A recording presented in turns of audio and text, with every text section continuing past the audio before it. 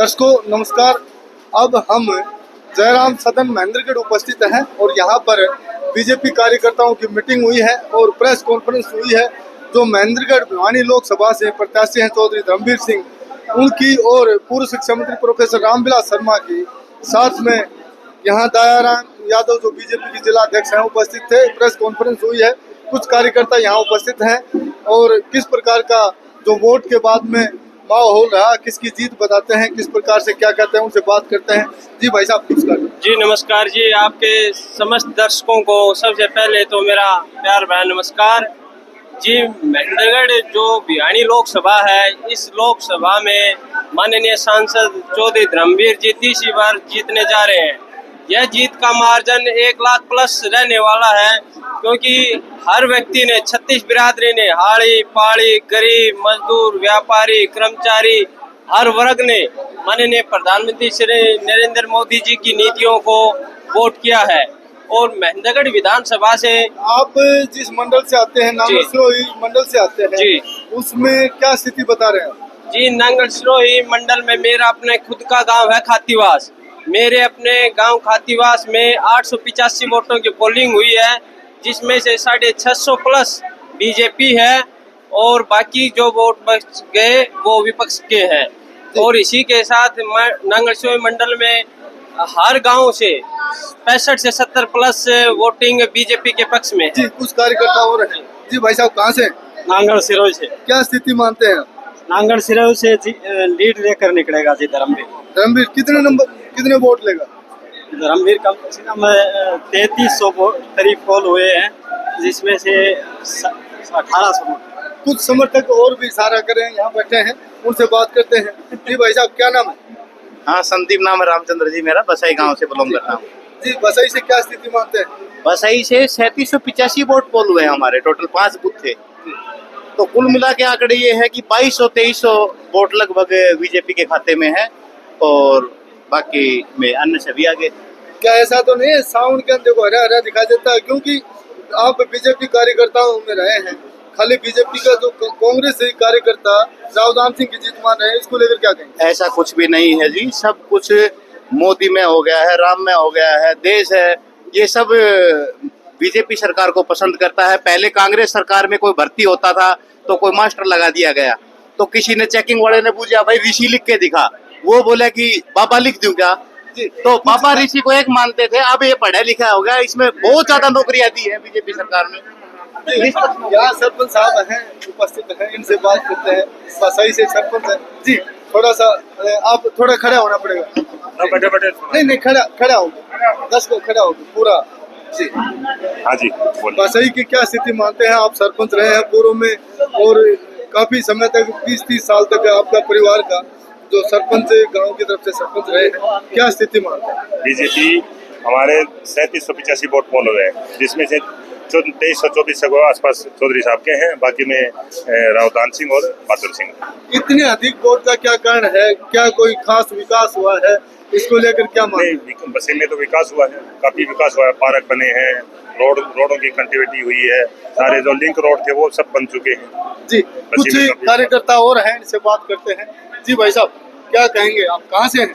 सीसोट गांव से है जी। सीसोट गांव रावदान सिंह के पहले विधानसभा में काफी वोट आते रहे हैं, तो आज की स्थिति सीसोट से क्या मानते हैं? आज की स्थिति है 1589 पोलिंग हुई है सीसोट में, 800 प्लस मोदी के वोट जाएंगे। सीसोट गांव में पूरा एक तरफा गांव बीजेपी की तरफ। एकदम इतना परिवर्तन कैसे मानते हैं? मोदी की रैली का डिफेक्ट पड़ा है। आज लोग पढ़े लिखे हैं, नौकरियों में ईमानदारी सब में, इसलिए मोदी की तरफ झुके हैं, मोदी के वोट है जी। जी कुछ कार्यकर्ता और हैं जी। जी भाई साहब कहाँ से? खातोदरा से जी। खातोदरा से क्या स्थिति मानते हैं कि किसके वोट अधिक है? वोट अधिक तो दान सिंह का जी। खातोदरा से? हाँ जी। तो आप बीजेपी के कार्यकर्ता हैं? मैं बीजेपी का कार्यकर्ता हूँ। तो कैसे कार्यकर्ता? कमजोर कार्यकर्ता है या गांव का? उसके गांव खातोदिया गांव का है। खातोदिया गांव का रावदान सिंह। हाँ, खातोदिया गोद है दान सिंह का। अच्छा। और खातोदिया गांव खातोदिया का है, मतलब गोद के नाम से गए। तो आपने क्यों नहीं डाला? मेरा अलग मोहल्ला है, टाटला मोहल्ला है मेरा। तो मतलब मेरा गोद में लगा है। नहीं, वो तो साथ के गांव के लोग हैं, आपके पड़ोसी, क्या उनसे आपका मेल नहीं आता? मेरा मेल मेल नहीं खाता, नहीं। तो इसलिए वोट डाले या धर्मवीर ना मोदी को मन दिए, मोदी को, मोदी। मोदी पसंद है मेरे को। जी भाई साहब कहाँ से हैं? मैं देवरानी गाँव से। देवरानी। तो क्या स्थिति है? एक तरफा है जी, एक तरफा किसका है? एक तरफा धर्मवीर जी का, धर्मवीर जी का। देवरानी डॉक्टर वास का एक जी कुछ कार्यकर्ता और बोलना चाह रहे हैं तो उनसे बात करते हैं। यहाँ इधर कुछ और भी है, उनसे बात करेंगे। जी जी, ये कुछ शायद भागवा में है और पार्टी के शायद वरिष्ठ कार्यकर्ता है, उनसे बात करते हैं। आज जो प्रेस कॉन्फ्रेंस हुई है, आप पार्टी में बड़े पदाधिकारी भी हैं, तो किस प्रकार का आपका क्या आकलन? देखिए, आज पत्रकार वार्ता से पहले महेंद्रगढ़ विधानसभा के समस्त कार्यकर्ताओं की बैठक माननीय चौधरी धर्मवीर सिंह जी, हमारे सांसद प्रत्याशी, और आदरणीय प्रोफेसर रामविलास शर्मा पूर्व शिक्षा मंत्री जी ने ली है। और कार्यकर्ताओं में जोश था, कार्यकर्ताओं ने अपने अपने गांव की रिपोर्ट दी है और उस रिपोर्ट के आधार पर निश्चित रूप से हम अच्छे मार्जिन के साथ महेंद्रगढ़ विधानसभा से चुनाव जीत रहे हैं। आप महेंद्रगढ़ विधानसभा से कितने वोटों से जीत मानते हैं? देखिए, मेरा अपना मानना है 10,000 से ज्यादा वोटों के मार्जिन के साथ हम महेंद्रगढ़ विधानसभा से चुनाव जीतेंगे। मंडल वाइज कुछ बता सकते हैं? मंडल वाइज नहीं, मैं आपको एक बात बता देना चाहता हूँ, 10 गांव भी ऐसे नहीं है जहाँ 70% में रावदान सिंह हो। पूरी विधानसभा में 10 गांव भी अगर चैलेंज के साथ रावदान सिंह जी, उनका कोई कार्यकर्ता बता दे कि 70% पोलिंग के 70% पे रावदान सिंह जी है, तो जब इस प्रकार का वातावरण है तो मंडल वाइज भी अगर मैं बात करूं तो नगर मंडल से हम अच्छे मार्जिन से जीत रहे हैं, पाली मंडल से हम अच्छे मार्जिन से चुनाव जीत रहे हैं। हम थोड़ा बहुत अगर कहीं पीछे रह सकते हैं, शायद बराबर ही रहेंगे, पर थोड़ा बहुत पीछे अगर कहीं रह सकते हैं तो नांगल सिरोही एक मंडल है, सत्ताली मंडल से हम चुनाव जीत रहे हैं।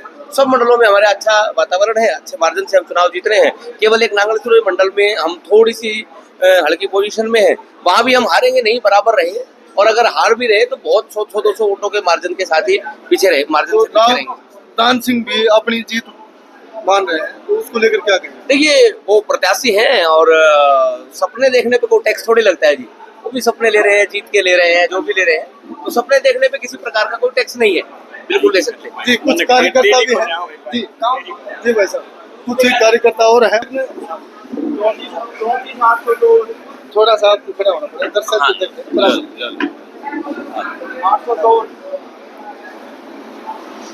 जी बाबू जी, क्या कहेंगे? जैसे सतनाली का मैं ऑफिस इंचार्ज था, मेरे नीचे 22 गांव थे ढाणी मिला करके। उन गांवों में 29,000 वोट पोल हुए, 29,029, 42,000 वोटों में से वहाँ वोट परसेंटेज बीजेपी के हक में है।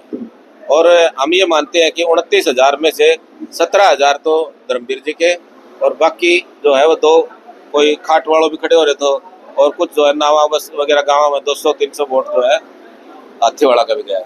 जैसे सतनाली जाट बाहुल्य क्षेत्र है और पीछे कुछ जाट आंदोलन हुआ और लोगों का कहना है कि जाट लोग हैं वो बीजेपी के खिलाफ है, इसको लेकर क्या कहें? जाट आंदोलन का यहाँ कोई असर नहीं है। सतनाली गांव के इलाके के जो आदमी है ना, उन्होंने कभी जाट आंदोलन में भाग लिया? यहाँ जो है ना किसान सीधे साधे है, अपना खेती बाड़ी करके गुजारा बसर करते हैं, आंदोलनकारी किसान नहीं है।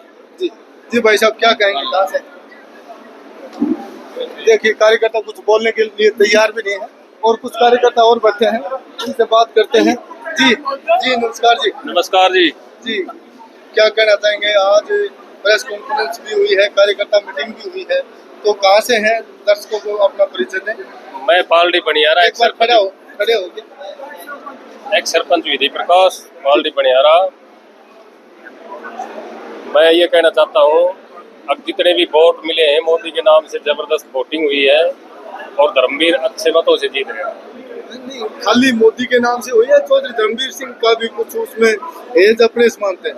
धर्मवीर एक सज्जन और शरीफ आदमी है, उसका भी रोल है, लेकिन ज्यादातर मोदी का रोल।